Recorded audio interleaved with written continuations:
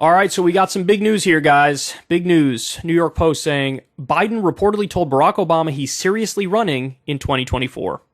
President Biden privately told former President Barack Obama that he's running for re-election in 2024, according to a report, hinting that he's serious about winning a second term and not just saying so publicly to avoid making himself a lame duck.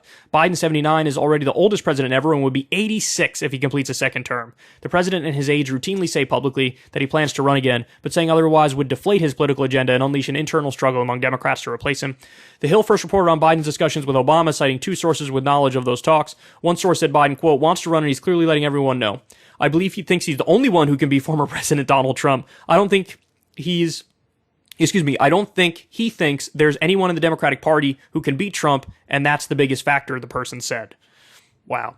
Now, look, that is, of the people who are being considered, it's like, what, Biden, Kamala, Mayor Pete, like, of the gaggle of idiots, it is true that he's the best hope, even though his brain doesn't work and he's asleep, like, when he's giving speeches. It's true. But that's, like, you still don't even have a great chance of beating Trump. Like, it's still, at best, a coin flip right now. There are some polls that have Trump beating Biden by 6 points. Right now, Biden's approval rating is 33%, and he's doing Dickie McGee's acts to change that. He could eliminate student loan debt, he's not doing it. He could legalize marijuana, he's not doing it. He could twist arms and propose bills to get certain provisions of Build Back Better through, like universal pre-K or extended child tax credit. He's not doing it. So he's acting like only I could win. Bro, you are slipping on a daily basis and making yourself less and less appealing on a daily basis because you're not doing your job well. But these are the conversations happening behind the scenes, which is astounding.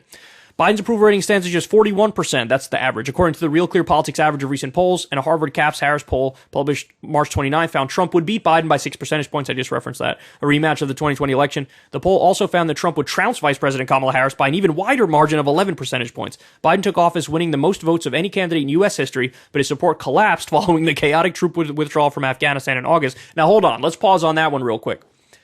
He actually was getting high grades on that until the media decided to do an all-out onslaught and vicious campaign against him where they did propaganda implying we should stay in the war ad infinitum.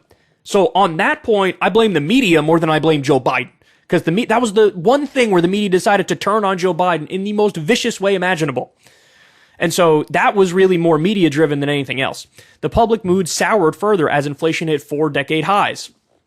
True that that's going to lead to your approval rating dipping, reaching 8.5% in March as violent crime and illegal immigration spiked and the COVID-19 pandemic dragged on, nearing its millionth U.S. death. It's unclear when and where Biden told Obama of his plans, but the popular former president was at the White House this month to celebrate the 12th anniversary of Obamacare's enactment. It had to happen then. Obama's office did not immediately respond to a request for comment. In public remarks, Biden for months has said he intends to run again. He said last month that he would be very fortunate to face Trump in 2024. God, they're so overconfident. Oh my God.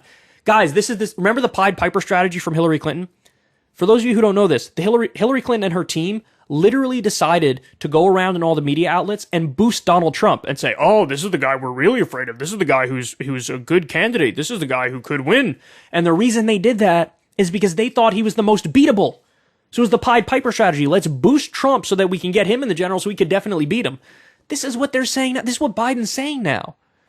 He's saying the same shit. I'd be fortunate to run against Trump in 2024. Why are you so cocksure? And the word cocksure is really weird and really creepy and kind of sexual sounding, isn't it? Like, what is this? What is this? The next election, I'd be fortunate if I had the same man running against me, Biden said at a news conference in Brussels after meeting with NATO allies about the Russian invasion of Ukraine. At his second solo White House press conference this past January, Biden said he intends to keep Harris as his running mate in 2024. Quote, are you satisfied with her work on the issues of voting rights? Can you guarantee, do you commit that she will be your running mate in 2024, provided that you run again? NBC News reporter Kristen Welker asked Biden. Yes and yes, Biden replied. Do you care to expand? Welker said, no, there's no need to. I mean, she's going to be my running mate, number one. And number two, I did put her in charge. I think she's doing a great job. In December, Biden said in an interview with ABC News anchor David Muir that he'd run again if he's in good health. If I'm in the health I'm in now, I'm in good health, then in fact, I would run again. Man, mentally he's not there. I mean, go back and look at the debate he did with Paul Ryan. He was way sharper. Even 2016, go back and look at video from 2016, he was way sharper. And he's saying he's in good health now? I mean, maybe physically, but mentally? Oh, man. I'm a great respecter of fate. Fate has intervened in my life many, many times.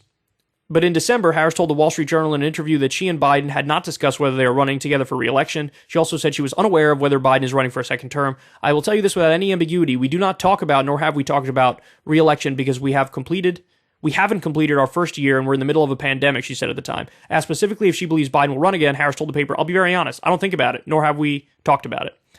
Harris in January slammed gossip that Biden might replace her on the Democratic ticket with someone such as Representative Liz Cheney. Oh my God. As much as I hate Kamala Harris, it'd be a significantly worse idea to put Liz Cheney there. I mean, what a dumb fucking West Wing, conventional wisdom, media, mainstream media bubble garbage idea. Jesus Christ.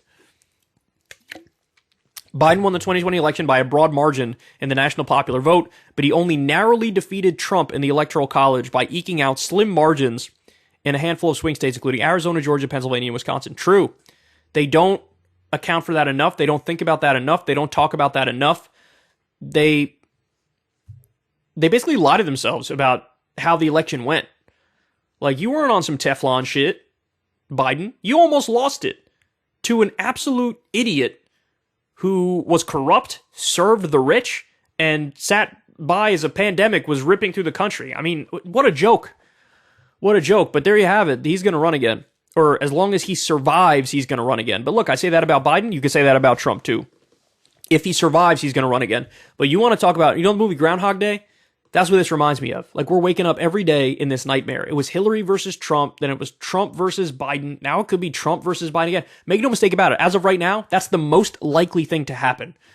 Now, when I say most likely, it's just like a plurality chance. You know what I'm saying? Like, if it's 33% likelihood of happening, it's the biggest chance of any other scenario, but it's still not even over 50%. So take it with a grain of salt. But as of right now, it is more likely than anything else that you have Biden versus Trump again. And low-key, they should just have the debate in a senior center. Like, they should have it in hospice care. They should be arguing from their beds, you know? God damn, man. Look, feed these guys some Xanax, send them out to pasture, let them stare at the stars all day and drool. And that's our best hope, because neither one of them are going to make positive change for the future, but we look like we're destined to see them go head to head again. If you want to see me and Crystal Ball interview legends like Noam Chomsky, Cornel West, and more, subscribe to Crystal, Kyle, and Friends on Substack.